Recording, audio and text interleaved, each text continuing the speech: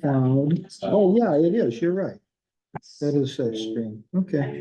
Or it's all one word. Oh, Share screen.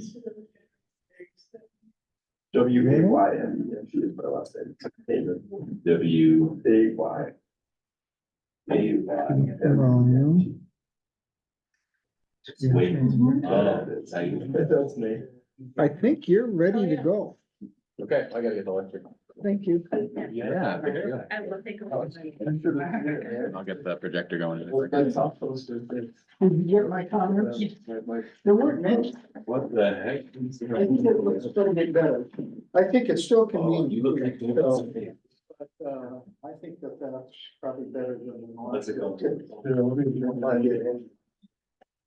But I think you can start it out. More than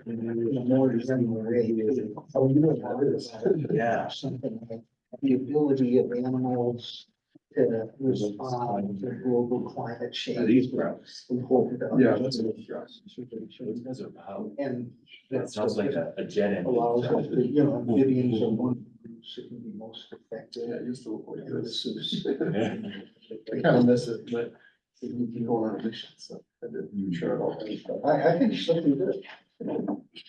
It takes a lot of iteration. That's house rent. Oh, house rent. So I never realized that I always like, you wrote a really good thing the first time you did. Yeah. It's It's a bird. It's a bird that impales its wing on thorns and sometimes on hardwood. Is there a bird for it? I was reading about. I don't think there's a bird that term picked for- up last night from No. Australia. Oh, I have Just a editing comment while that. Brandon is getting set up. I talked to the Museum of Natural History and, we can get in for free. Oh, nice. So we'll leave here, a week from tomorrow at 8 o'clock in the morning. And you may already be down there, or you're just gonna stay down there. I'll be leaving that. So, So you'll be going down there on your own? yeah. Okay. So, I'll try to get a car today. I still haven't heard back about the intern. I emailed the mammal curator. He had said previously he could do it, but I haven't gotten a further confirmation, but one way or another, we're gonna go down to the natural history and see if he can use that. What's it called? Is it just Utah Natural History Museum? Natural History Museum Natural of Utah. History Museum of Utah. NHMU. Yeah, it's at the University of Utah. It's a really. One of the exits on the 15, like right downtown, it's like the second downtown exit. If you just get off the highway and go towards the mountains, you don't turn at all. It's just, the road goes straight up the hill for miles and then, Yeah. then you're pretty much right there. Yeah, It's not a very complicated place to no, go. it's not too bad to get to. It's deep in there, Just but it's not driving on hard to the get. interstate when you get into Salt Lake is the worst part. Yeah, Okay, but it's in Salt Lake City. yep, Yeah, up on it's up on the in- hill above downtown. Okay, yeah, this looks like it's on there. Brandon, have you ever gone down to Thanksgiving Point? Never. You ought to go down there sometime. I know. I'd be real interested in your response to They've it. got a big museum there of like all casts and replicas I've that been there. is obviously very fine with me, but like, yeah, I've never been to like see an Yeah, I interpretation. went down there one time and I liked it a lot, but Hmm. I just don't know anybody down there, so it's. One it's of not- my former undergrads is employed there. I wrote rec letters for them. Oh, is that right? Working in collections, but I don't remember doing what. I wonder, maybe if we couldn't, get into the collection at the Natural History Museum, we could zip down there and. Yeah, I don't know if they have anything you guys would care about collection wise. I think it's very historical. Yeah. They just also have dinosaurs in one of the other buildings. Mhm. It's nice though, it's a nice spot. I still like the one in Salt Lake the best. That's the one I would go to. Well, cool. We go? Yeah. Fire it up. All right, so I'm starting today kind of where we left off, but I wanted to touch on the geological timescale just to kind of do a bit of a check-in each time. So today, a lot of the animals we're talking about, we're going to talk about the Triassic when most of these reptile and tetrapod groups first show up. But the Jurassic and the Cretaceous are when they get really fun, and a lot of the famous fossil animals you guys think of are probably Jurassic and Cretaceous. But then, of course, there's plenty of lineages that make it all the way up through today. So when I was here for amphibian evolution, we talked a teeny little bit about fossil salamanders and frogs, the living clades, the crown group of those clades. There's fossils that we can find, like that giant toad from the Cretaceous. It's not really a toad, that's like eating a dinosaur. So I'm gonna try to do my best to like weave in members of the crown group clades that are like either from the Jurassic and the Cretaceous or from that next era, that Cenozoic era, which is our era, the like era of mammals, for lack of a better term. So let's like just jump into the Jurassic real quick. These were on the slides you saw last week. I'm not going to talk about them too much. I mostly like to have these up there so you guys, when Chuck posts the slides, you can look back at this if you care. But there's the world in the Jurassic. Pangea is breaking up. The baby Atlantic Ocean is starting to spread, and that of course is continuing today. This is when dinosaurs get big and lots of these Mesozoic reptiles get really big. So there's a really fantastic marine reptile right there. Absolutely not a dinosaur and a big old fish, just kind of a normal fish, but pretty big. Is that so- Osteichthyon fish? Yeah, Yeah, that's it's an Actinopterygian. It's like a whale, but it's related to like the ravenfish of today. Big filter feeder. It's really cool, but it's a fish, not a whale shark. It's a fishy fish. But something to keep in mind for the Jurassic is like I think like an important just overarching thing is like there aren't really flowering plants yet. They're probably present and very like not important on the landscape ecologically. So this is still like huge forests all over the world, but dominated by all these things that we would call gymnosperms, conifers and ginkgos and cycads and a bunch of extinct groups. So it's a very weird ecology to try to imagine when you imagine like large animal biology. There's not fruits and nuts and flowers yet. So it's a very different kind of situation. The next period is the Cretaceous. This is when dinosaurs are kind of like at their most intense, and the oceans, I think, are at their absolute scariest of all of Earth history. There's a lot of big animals in the oceans, a lot of secondarily marine tetrapods, most of which are reptiles of one kind or another. This is when flowering plants absolutely do appear. You guys learned when I was here last time, many of the modern families of salamanders and frogs show up in the Cretaceous. There's plenty of stuff like snake evolution. Snakes are from the Cretaceous. Big squamates like mosasaurs. That big scary thing right there is a mosasaur. That's a lizard. That's a squamate. It's not some ancient kind of marine reptile like some of them are, like the ichthyosaurs were that you already met. That's a giant lizard.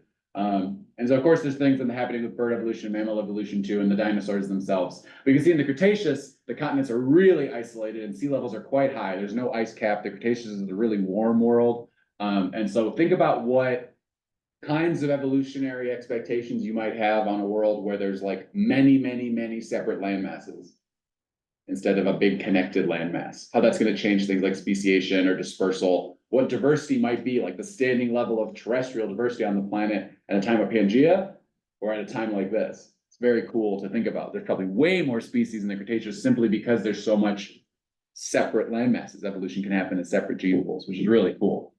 But okay, back to our like reptile phylogeny. So when I was here doing the last time on Wednesday, we talked about some of these groups that are outside the crown group reptiles. So birds, crocs, turtles on that side, lizards, snakes, sphenodon on this side. So these groups, then we started to go up the Lepidosauramorpha side of the tree towards this group, Lepidosauria, which is the crown group, the living group bounded by sphenodon and lizards and snakes, so squamates. And so we started to see a couple of these crazy guys from the Triassic when I left off last time. So you saw this slide already. Really interesting things happening. The biggest mass extinction in Earth history is at the very end of the Permian. And so in the Triassic, this immediate phase of like recovery of ecosystems, we see tons of reptile lineages go into the water. You guys already met ichthyosaurs and a bunch of weird ichthyosaur relatives. They did it on their own. Sauropterygians, this big group, they do it on their own. Brandon? Yeah. I have a question for you about extinctions. Now, are the extinctions at the end of the Permian more aquatic versus the extinction at the end of the Cretaceous? They're both totally global, and what makes them so interesting is that they're first of all detected in the marine realm. That's like how we found them in the first place. Okay, The marine fossil record, shelly invertebrates, are how we even know these events happened, and then we kind of investigate. It's really obvious that there's extinction on land in both cases that kind of proceeds in different ways, because one of them is a tens of thousands of year event, and one of them is like a flash in the pan explosion. But we see them on land as well, absolutely. so there's not really a significant difference in the ratio of terrestrial versus marine? That's probably measurable and something we could talk about. I don't know what it is off the top of my head. Okay. Yeah. There definitely is like it's much more impactful towards at least the invertebrates in the Permian. Of course, severity of the extinction, Permian's way worse than Cretaceous. Right. But like a land-water difference in either one, I can't think to the numbers on that, I'm sure it's there. But most of the dinosaur stuff is in freshwater deposits, isn't it? Not marine?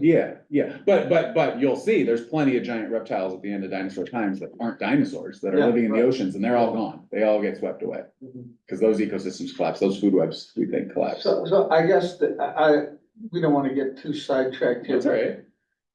Why did birds make it through and nothing else? That's, I'm gonna put a full on this, a plesiosaur slide, and like, I don't wanna get sidetracked, but let's talk about birds. We'll get there maybe. Just curious. Yeah, that's a great thing we could talk about. I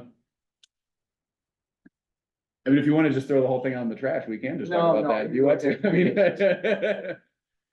So in the Triassic, all these groups are radiating into the oceans, and so you guys saw this slide for 1 second when I was here on Wednesday. And this is because one of these Sauropterygian groups, here's the one on the last slide, here's the one on the last slide. This one's called Plesiosauria, and this one is the one that lives for a very long time, is quite diverse. You guys have probably seen these animals before. 4 paddles, their arms and legs all become paddles. They really are interesting. They locomote in a way that there's no tetrapod today that really locomotes like this. There's not any kind of tail, we think, in much of their locomotion. They're flying underwater, hydrodynamic instead of aerodynamic, with like 2 sets of like flipper wings, which is really cool. Yeah, Did you see the email I sent you like 30 minutes before class? I did see that. Yeah. There's a new species of plesiosaur that was described today. And it goes in this really interesting period of time. Haven't read it yet. Saw it on Twitter this morning, saw it in my email today. So here's plesiosaur evolution. So you can see they make it all the way to the end. So Chuck's asking about the extinction of dinosaurs at 66 million years ago, most of the big dinosaurs.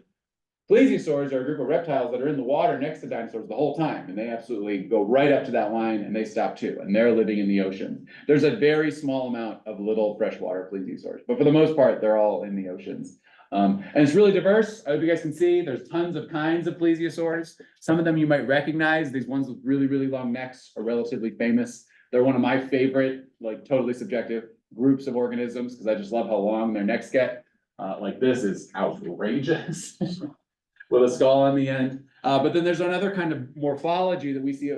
That long neck morphology evolves a couple times in this clade. That's the most extreme example. And then this like very scary huge head predator morphology evolves a bunch of times in Plesiosauria too. And so these are very different kinds of animals. Here's like that, it's called the pliosaur body plan. Like I said, it evolves a couple times. But you look at that guy for scale over there on that skull.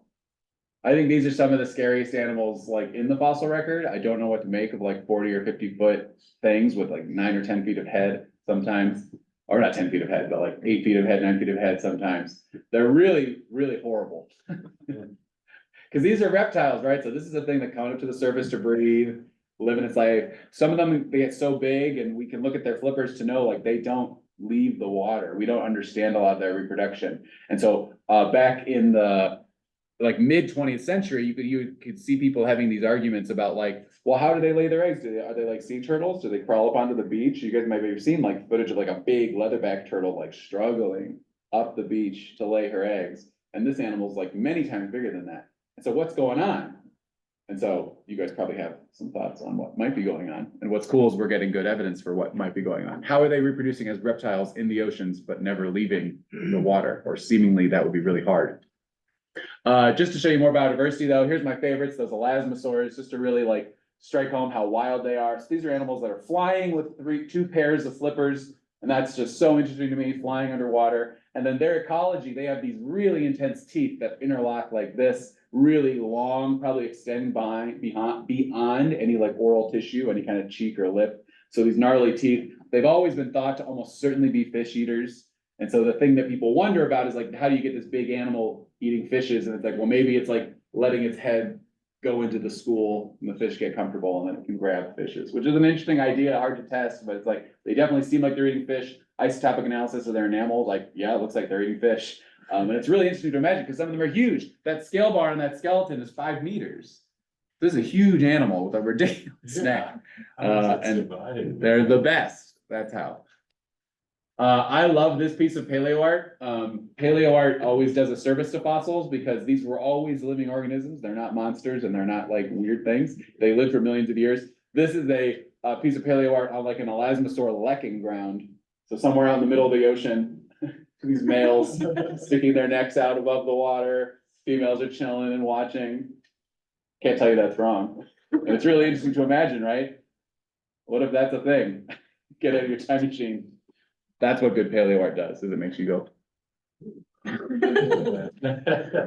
But so to get after that reproductive thing, we now have several different plesiosaur specimens, different genera that we're very confident had live birth, which is something that's not very hard to imagine in lepidosaurs. Squamates today, I'm sure you're going to talk about it, have plenty of instances of live birth. It might be slightly different from how mammals do it, but in some, it's still the egg in some form or another being retained within the female's body, and then what comes out of her is a live baby instead of an egg.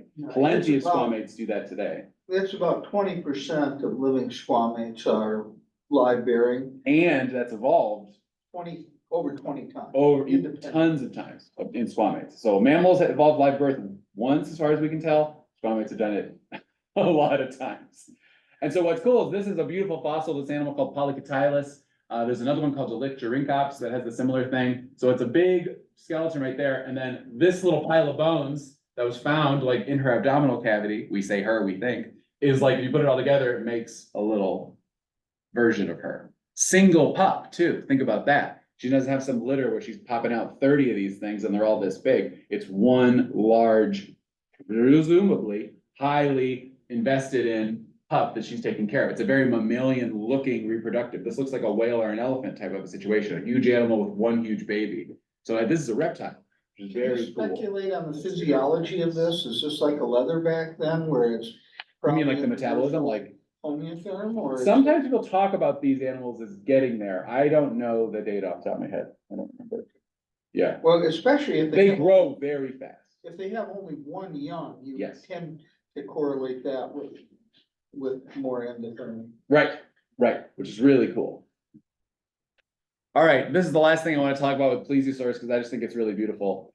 This is one of the last plesiosaurs that existed, one of these long-necked ones. So right up at the very end almost of dinosaur time, this whole range of plesiosaurs going from like 210 million years all the way to 66 million years ago. And so this is this one called Mortonaria. There's a couple of plesiosaurs like this that have this long neck. This is the skull. And then of course, this is some artistic reconstruction. And then this is a cross section through the skull and the lower jaw. So you can see it right there, skull cross section, lower jaw cross section. That's with the jaw closed. This is with the jaw open. I hope you can see that the teeth are pointing out like this in the skull and they're curved out like this in the mandible. So the teeth don't interlock like you have seen. They're like this, laying on each other off to the side, which is very bizarre. And so people have wondered, and there's good evidence for this, if these animals are evolving a kind of filter feeding that's sort of very similar to some of the things baleen whales do today, but they're using their teeny little teeth to do it. There's other plesiosaurs that have like what we might actually reconstruct as intermittent stages to get to this one that you're seeing right here. So is this a kind of filter feeding we're seeing? Because it doesn't really make sense ecologically otherwise. We don't know if that's the running idea. I just think it's fun for you guys to like grapple and think about that. Really surprising ecologies sometimes in the fossil record. Okay. Let's keep going. So that's plesiosaurs. They're on the lepidosaury side of things. Let's talk about lepidosaurs themselves. Today's Sphenodon, today's snakes and lizards. And so Lepidosaurimorpha, the bigger group that plesiosaurs are part of, they absolutely show up in the Triassic. So in that interval after the Permian mass extinction, first dinosaurs, first frogs, first mammals, first salamanders, first turtles, the first lepidosaurs. So animals on the Tuatara side of things and animals on the squamate side of things show up in the Triassic. Here's a bunch of their fossils, if you care to look into them for yourself. So teeny little things, they're pretty rare. They're a pretty hot research commodity. Everybody wants to know where they are because they're so tiny. They don't make great fossils. They're very delicate, hard to see when you're walking around looking for fossils. A dinosaur bone sticks out of the hill. These little guys are going to be really small. So this is definitely a really active area of research, is these early lepidosaurs and how they must have diversified in the Triassic. Just to give you guys one slide on the tuatara, here's the living one today. You went and saw them when you were in New Zealand, right? Like I the- saw one in captivity. Oh, it was in captivity? Yeah, I Oh. didn't get to see it. Yeah, it's hard to get to see them. They're out on those little islands off of New Zealand today. Yeah, It's not even the those mainland. islands are not easy to get to. Oh, I'm so sorry. I thought you did go out to those. Oh, that was my dream. I'm sorry, Chuck. There is, in Dunedin, right where I was, there's a park where they've introduced them on the mainland. Yes. And they, I believe, are reproducing there. But I was there in the summertime and it was in the forties Wow. and fifties, and I tried to get out there multiple times and it was too cold. They said, oh, they're just not out. Oh, boy. That's too bad. Yeah, What it a was shame. really too bad. So That's this, probably my only chance to see one. right, right, in New Zealand, in the wild, yeah, oh my gosh.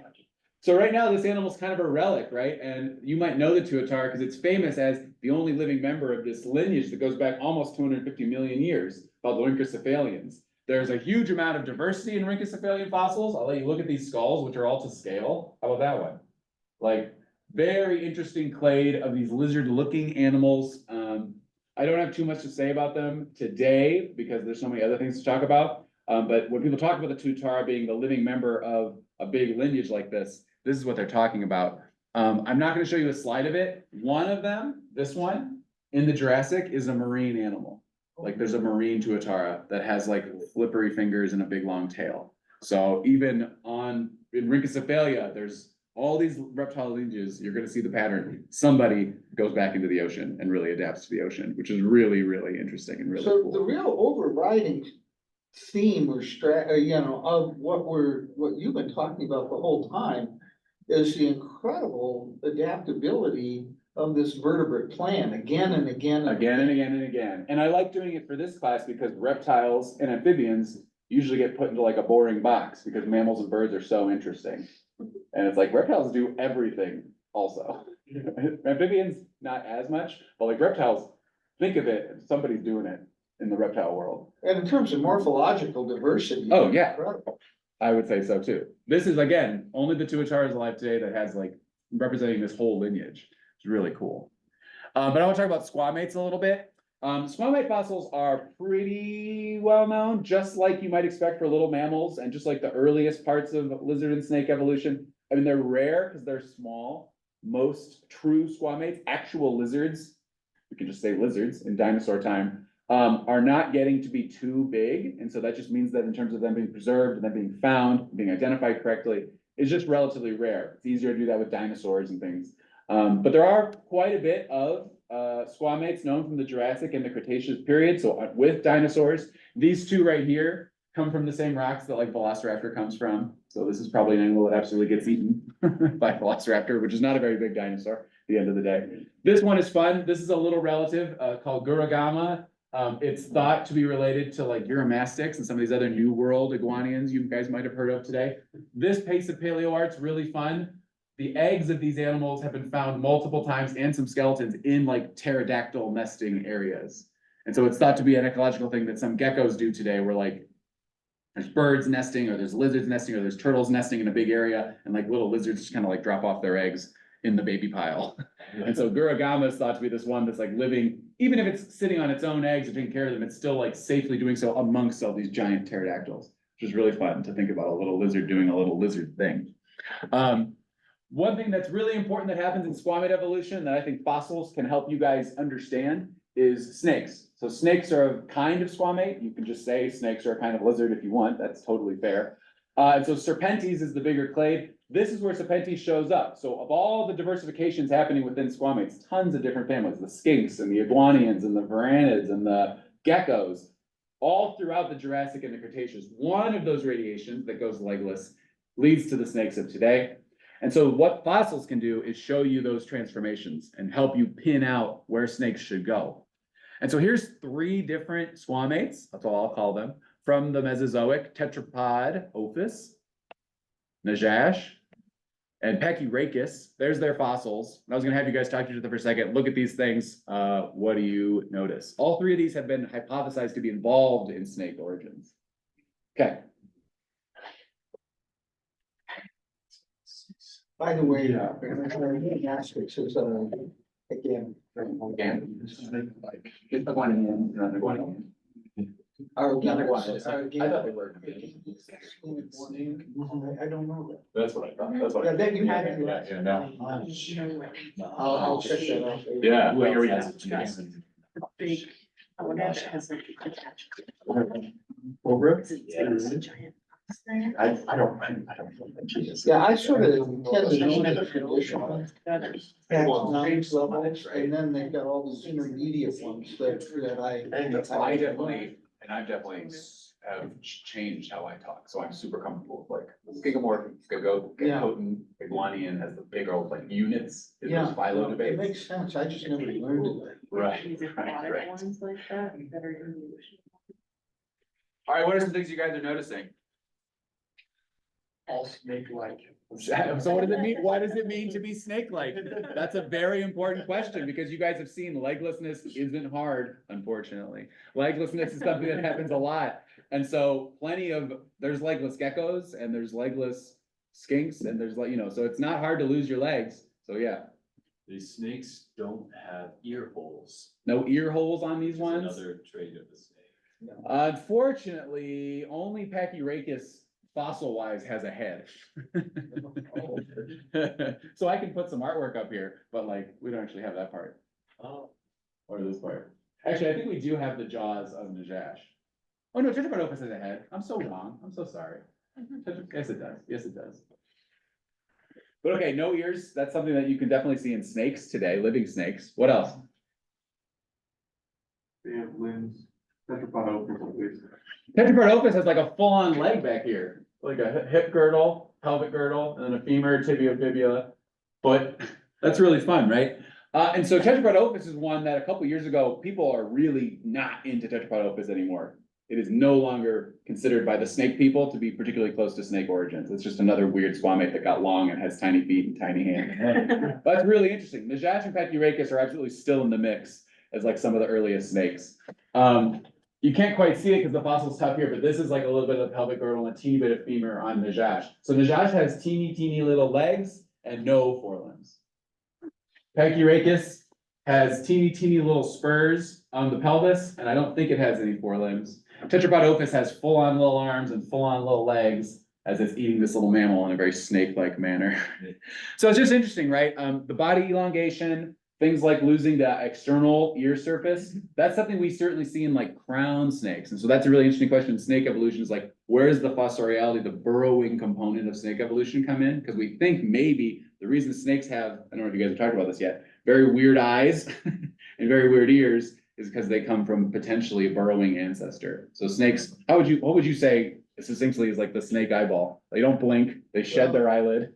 Yeah, there's a book by Gordon Walls called The Vertebrate Eye. Uh-huh. He said there's more diversity in the eye of snakes than all other vertebrates put together. That's a shocking statement. I've never Yeah, heard it that. really Okay. is. I don't know if it holds up now. Yeah, The right. book was written like in the forties or fifties, but apparently what happened, well, at least the kind of thing I've read is that, the ancestor of snakes went down Mm-hmm. and you basically lose the limbs, you lose the ears, the eyes, probably really kind of devolved, That's right. very reduced. Yes. And then when they came out, A it burrowing was he's sort talking of about. like parallel evolution, just radiating into all different kinds of eyes. So a lot of the snakes that you guys might think of, like out and about in jungles and stuff, have like, if they have ocular adaptations, it's like kind of from probably a burrowing ancestor. So it might be Yeah. kind of like a lizard or like a mammal maybe, but like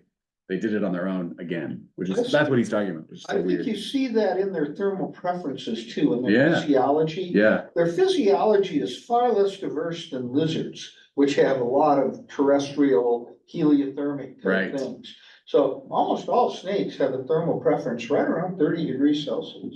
so it's fun to think, right? Like you can take all the living snakes and get to an idea like that. And then it's like, great, but now let's go back another 10 or 20 million and figure out where we can really plug that into the rest of squamates with like fossils. And so is a marine pattern part of snake evolution? Is it totally not? Is a burrowing thing part of early, like the actual diversification away from the other lizards? It's really interesting, right? Controversial area. And so this is the same slide you've already seen, but I put a little arrow right there. Because whenever I teach a class, I really like to like beat people over the head with it, that snakes are lizards. So here's squamate biodiversity today. One of the better supported hypotheses today of how a bunch of squamates are related to each other. Skinks, geckos, there's iguanians, there's varanids, snakes are over there. So you sort of show the serpents, or is that just a diagram breaking off, or is that, sometimes I've seen it embedded in the other squamate thing. What I've seen recently is that a lot of the molecular DNA-based phylogenies put this bigger iguanian group with this kind of anguimorph varanid group together, and then snakes as sister. Are over there. Yeah, Okay. yeah. 'Cause Because I've sometimes seen it people have put different snakes ways. with these, and really early DNA work freaked everybody out because they put snakes with iguanians. Yeah, yeah. But I think this is what I've seen kind of settled. The point is, this phylogeny of squamates today, morphology was not helpful. Morphology was not answering the questions of how these groups are related to one another. Living morphology and fossils, it was two mutually exclusive ideas for their relationships. So it was a big problem for decades. Yeah, But decades DNA ago, we used to have snakes right in varanids. Right. And there's morphology that supports that, anatomy that supports that. But the DNA did not at all. So it was like, okay, so what do we do? So this is the topology based on DNA today that I think, like, when I talk to people who do systematics, they're like, this is pretty okay, even if it's not perfect. And there's details in here, right? This is a very big overview.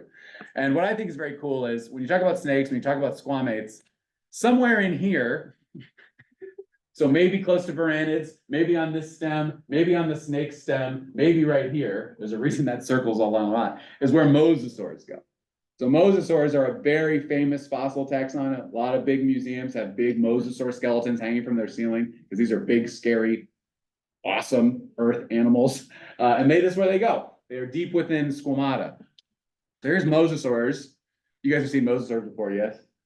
Yes. So this is in the Jurassic world, there you go. So this is another mid-Cretaceous lizard radiation that goes into the water. So plesiosaurs and ichthyosaurs start way down here in the Triassic, hundreds of millions of years ago. Mosasaurs go in just a shade before 100 million years ago, and then they go extinct at 66 when the asteroid hits. So they come in pretty late in dinosaur time. If you get out of your time to see in the Jurassic, there's no mosasaurs, there's plenty of ichthyosaurs, there's plenty of plesiosaurs. But up in the end of the Cretaceous, mosasaurs get into the water, they do all kinds of cool stuff, and in several of the world oceans, they're very clearly the biggest, scariest apex predators. I like that because of their phylogenetic positioning, people are quite confident that they had the forked tongues that varanids and snakes have, which I love to imagine this gigantic 40-foot lizard on a coral reef doing, which is very cool. They have these fantastic tail fins. Their arms and legs are completely turned into paddles. So there they are chasing little plesiosaurs, which is really fun to imagine. And there's also plenty of evidence that they give live birth. Unlike the plesiosaurs, though, with one big baby, the mosasaurs that we think we have fossils of that are showing evidence of live birth, there's like 30 little babies that are all like this big. So really interesting. And again, squamates doing live birth, not a surprise to anybody. I like mosasaurs sort of from a history of science perspective. All the marine reptile groups are similar in this vein, but I just think it's cool to know for you guys, ichthyosaurs and plesiosaurs were first found in like the 1800s in England and kind of challenged people. But the first mosasaur that we still have in collections, it's in a museum in Paris right now, was found in a chalk quarry, so people quarrying chalk in what's now the Netherlands. And so this is an etching of these dudes in the 1700s being like, what is this? And this is this big lower jaw, this big skull of this animal, and it was called the Maastricht monster. So it was a Dutch specimen, and it was in a Dutch museum, and then in Napoleonic times, Napoleon was like, cool, and took it, and it's still in Paris if you want to see it. It's not in Amsterdam, it's in Paris because of Napoleon. And finding these things had a big impact on biological thought. This is one of the first animals. It doesn't get to be called the first, but it's in the mix. The like rich dudes in Europe who want to talk about natural history before it's really truly natural history, like Darwin and Lyell style, like 1700s, 1780s time. This is one of the things that they kind of know about. And so the idea of extinction, the idea that there's animals out there that like are gone now is new in Europe, barely. And this is one of the animals that everyone's like, is this the sea serpent everyone talks about? Like when these sailors come back? That's like, because that's like, you don't know things have gone extinct before.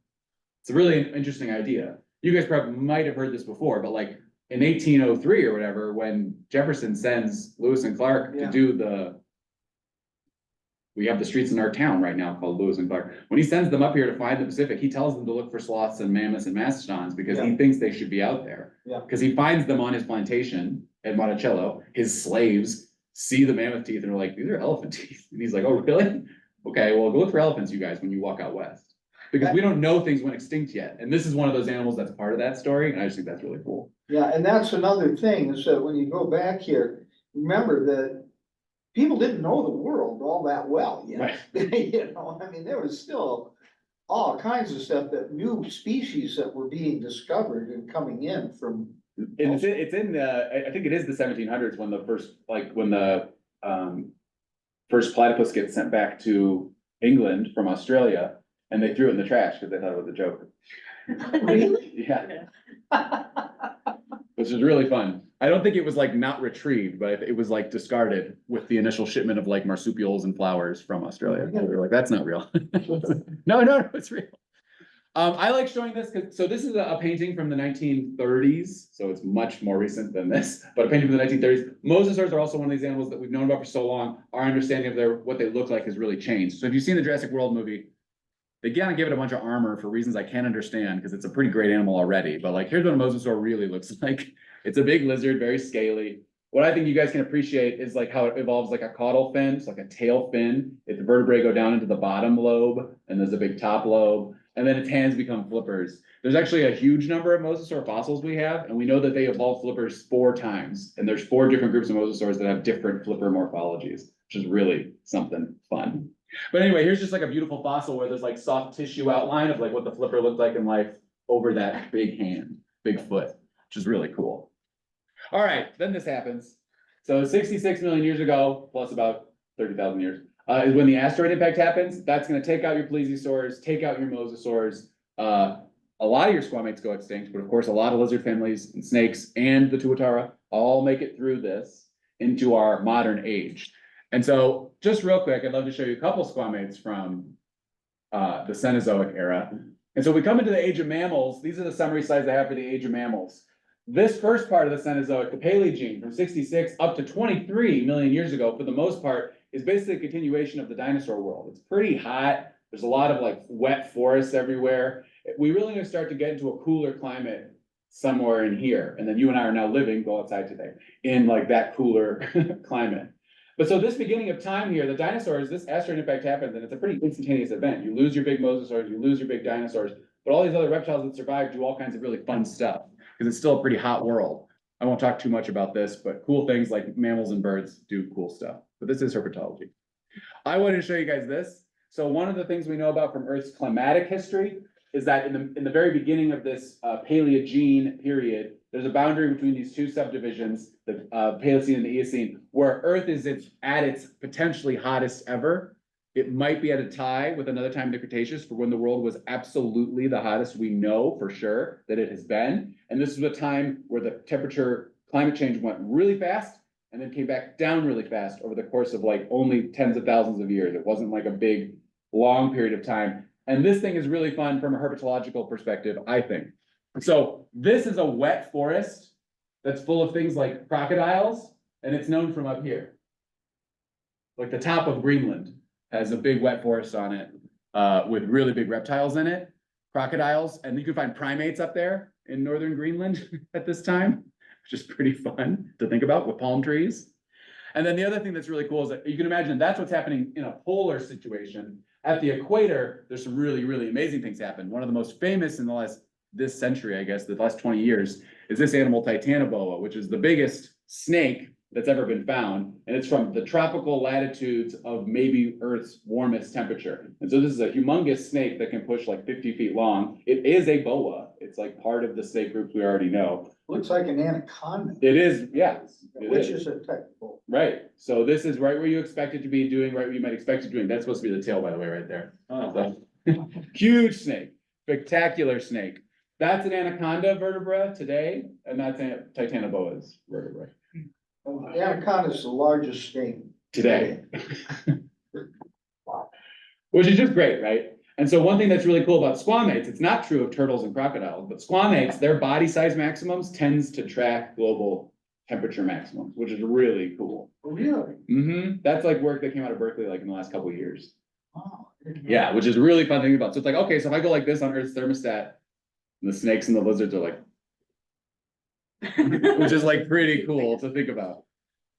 But okay, after the Paleogene, we go into the Neogene, which is much more recent to us. This is when temperatures drop and we're getting more towards the climate you guys are familiar with. The desert bands that you know develop north and south of the equator. Antarctica gets icy at this time. Grasslands spread. Grasses are an arid adapted plant. The Earth's getting more arid and cooler.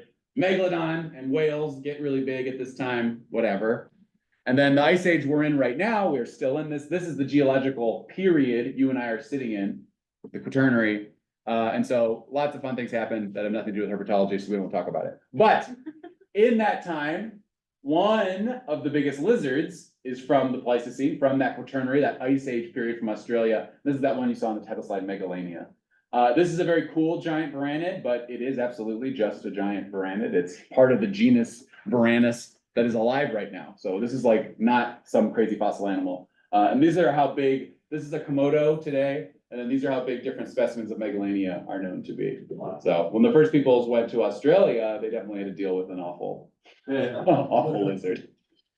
Which I just think is really fun. But just to give you guys that context, like Megalania being something that's like, you know, humans met Megalania. Megalodon is like 3 million years ago, 20 million years ago. And neither one has anything to do with dinosaurs, right? Titanoboa is 50, also after dinosaurs, but also kind of old. I just like to give you guys that sort of like context. Yeah, go ahead. So what is how old are those fossils of Megalania? They definitely make it up to the last like 15,000 years or something like So that. they're there with people. Yeah, people met the same, for sure. But I don't know how far back they go off the top of my head. Friend of mine did his sabbatical study in the Komodos. And I asked him what was the primary food item. And he said in their scat, the main thing he found was deer hooves. And he was trying to figure out how fast they could run and stuff, so he'd get a chunk of meat and he'd put a string on it, and then he'd run across this field. Faster than me, I hope, is the answer. It's not the Faster answer. than they Yeah, were. right. Yeah, so think about Australia though. There's certainly nobody with hooves when this animal's alive, unless you call kangaroo claws hooves. But you know, there's also fantastic mammals from this time, giant hippo-sized wombats and 10-foot tall kangaroos. But yep, sorry, that's mammalogy, not this class. Got you off.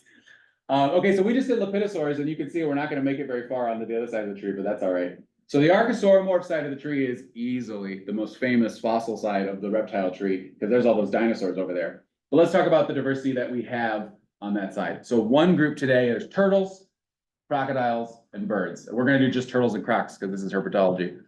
And so turtles, like I said, also evolve in the Triassic. They show up in the Triassic as part of this big radiation of reptiles on land that dinosaurs are a part of and pterodactyls are a part of after the mass extinction at the end of the Permian. So I'm gonna show you a bunch of turtle fossils, just like I did with snakes. These animals, I'll show them to you one at a time, so you can take them in. Odontocheles. Eurincocheles is one of the newest ones. Proganocheles. And Popocheles. So I'll let you guys take a second, look at these things, make some observations about them. Turtle evolution. These are all animals that I'm very convinced are very strongly part of turtles' evolutionary story. Yes,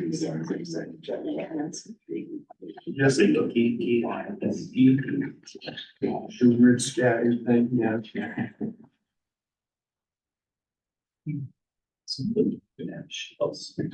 They're like, appetites. Organocelli or whatever is a really, really intact fossil. Proganocheles is an excellent fossil. It's Yeah. from Germany, and it's relatively late in the Triassic. This is the animal that for the longest time has been the only one that everyone's like, well, that one for sure is a turtle. Because it has a carapace and a plastron, and its carapace and its plastron, its shell, top and bottom, are turtle. It's not controversial. Or Proganocheles. Proganocheles still has teeth, which is fun. Because all turtles today don't have any teeth, but Proganocheles has teeth. What about the other ones? The ones that are more interesting, I would say. Popocheles is the cutest of them. Popocheles is cutest, chalk it up. Looks like a dragon. Yeah, little dragon face. So Papacheles has really expanded ribs. Really, each individual rib is pretty expanded. You guys might know that a turtle carapace is literally made of its ribs and vertebrae. Like that is what a turtle shell is on top. And so this expansion is something you might expect because we're starting from some like vaguely lizard looking early reptile ancestor. You have to make turtles somehow. And so, okay, here's an animal with really expanded ribs. That's very interesting. Odontocheles is very cool. It's known from marine rocks from China, and it has expanded ribs, but then like what you might call an almost complete plastron, belly rib. So this thing has a bottom shell and not at all anything that you call a shell on top, but it does have the expanded ribs. Yeah. When do the pectoral girls go inside the ribs? Definitely for Papacheles, or for Briganticheles, that's the case. But I don't think that is the case at all for like things like Papacheles. So one of the weird things about turtle evolution, you guys might know, is that their hip girdle and their shoulder girdle are inside the shell, which means inside their rib cage. Which like, how does that transition happen? Don't know the answer to that. Eoricocheles is the newest one. It's a Chinese fossil. That fossil is hilarious, how good it is. I hope you can see it. But you can see it's like, kind of got some wide ribs. It's got like a turtle shape if you smashed a turtle. And what's interesting is it has a little beak in front and teeth in back. So these are kind of our current crop of animals in the Triassic that are, Briganticheles is rock solid a turtle, and I would think the other ones are all involved somehow. And again, maybe a thing you could take away from this is like, there's no directionality here. We're like, oh, I've got to become a turtle soon and I'm evolving my shell. It doesn't work like that. And so the turtles today are very successful and they have that morphology, but it's possible these are other things that aren't directly ancestral. They're just like other kinds of pectoral evolutions, which I think is really fun. The only thing in turtle evolution I want to really tell you guys about that I think is cool during dinosaur times is in the Cretaceous, you got your plesiosaurs, you got your ichthyosaurs, mosasaurs come in a little later, but amongst the living group, the crown group of living turtles, there's plenty of diversity in the Cretaceous period, plenty of diversity obviously today, cryptodires and pleurodires. If you don't know that, you'll learn that. But in the Cretaceous is when sea turtles do show up. So some of these animals are early relatives of today's sea turtles. These things might not be directly ancestral, but the sea turtle radiation itself, the ones that leatherbacks and all the others are part of, goes back to the Cretaceous. And so it is fun to imagine those plesiosaurs out there in the ocean having their live babies, and the whole time there's still turtles doing what turtles do today. They like flop up onto the beach. I just think that's really cool. Some of them get really big too. Some of the largest turtles are these fossil sea turtles. So Archelon and Protostega are often museum exhibits because they're so big. Today, leatherbacks are the biggest sea turtle and the biggest turtle, probably, right? I mean, they have to be. Oh, yeah. And then Protostegon, Reptile. I don't know how much you weigh like one of those big Galapagos tortoises, but probably not as much as Oh, leatherback. nowhere close. Big Nowhere Galapagos tortoise is 500-600 pounds. Uh-huh. The leatherbacks, I think, are thousands. Oh, okay. So not close. So you can imagine these guys, these two species of fossil sea turtle from the Cretaceous, swimming in those awful oceans with those awful mean monsters. But they're not. All right, if we go into the Cenozoic, so our era of time, mammal time, there's definitely a bunch of turtles that do a bunch of cool stuff, including be huge. So here's Stupendemes, which is one of the greatest genus names I think has ever been coined. So stupendous turtle, Stupendemes. Stupendemes is a river turtle from South America. There's its shell. So it's a pretty fun animal. There's like as big as these turtles in this family get today. I think they're Paleomedusids. And there's Stupendemes. So fun. There's like a living relative of Stupendemes. It's part of that living family. And then there's also tortoises all over the world for so much of the Cenozoic. Idaho has giant tortoises 14 million years ago. And so giant tortoises today, you guys think of as being mostly restricted to islands, and that certainly is true today. But I like this fossil very much, Megalocheles. Excuse me. Megalocheles is a really giant tortoise from Central Asia. And one of the things people like to say about it is like a Megalocheles humerus in the rocks is as big as the rhino humerus that you also can find in those rocks. So it's just a really, really big tortoise. And that's really fun. It's not probably just a big herbivore lumbering around, but it's still sort of like in Pakistan, I could see this giant tortoise. It's cool to think about. And there were big tortoises, were wiped out by people Oh, yeah. when they came in. 100%. All right, well, I'm gonna be cognizant of the time. We didn't make it to Crocs, sorry. I talk a lot about crocs, I know. Well, I'll just click through, I won't say a word, I'll just click through my Crocs. These, these, these, These ones. Ocean cracks. Herbivorous cracks. Herbivorous. Oh, yeah. Idaho fossil cracks that we have at this museum.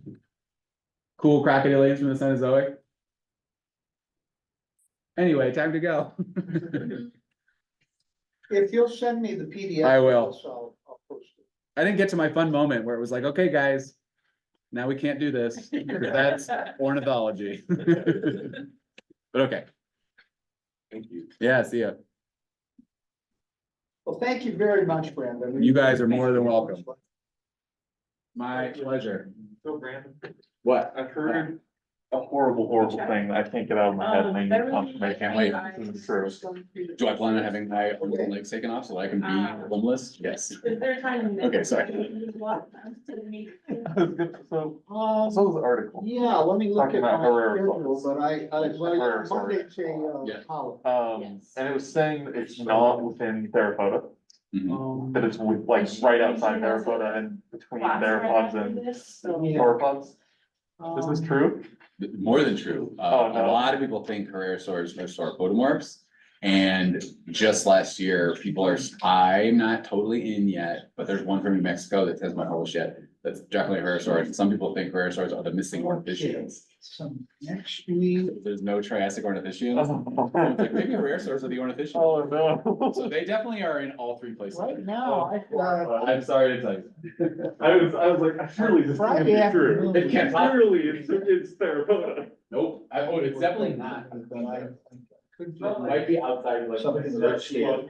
Yeah. I gotta put together a seminar for biology department. And Yeah. I haven't I've never done that seminar.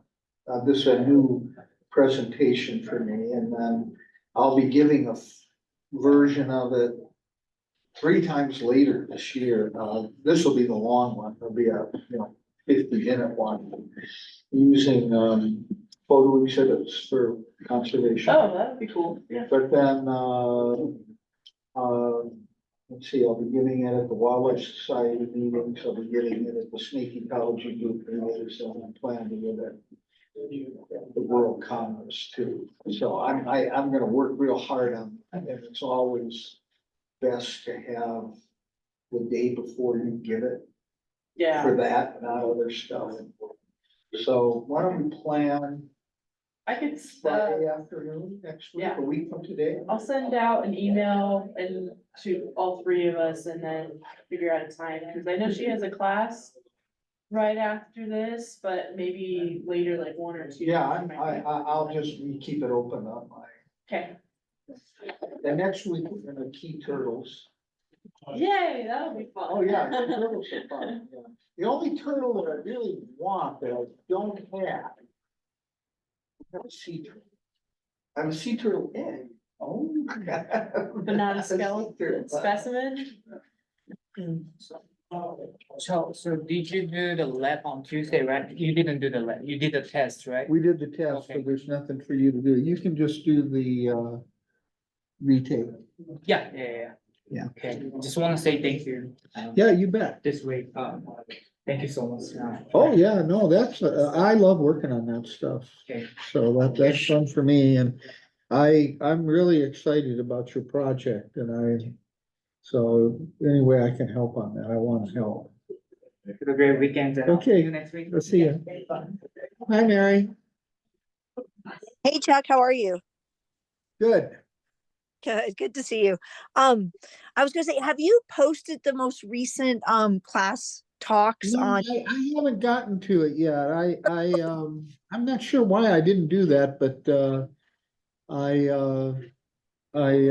realize I have to do that, so I'll try to get it up, and it'll just show up on that YouTube channel.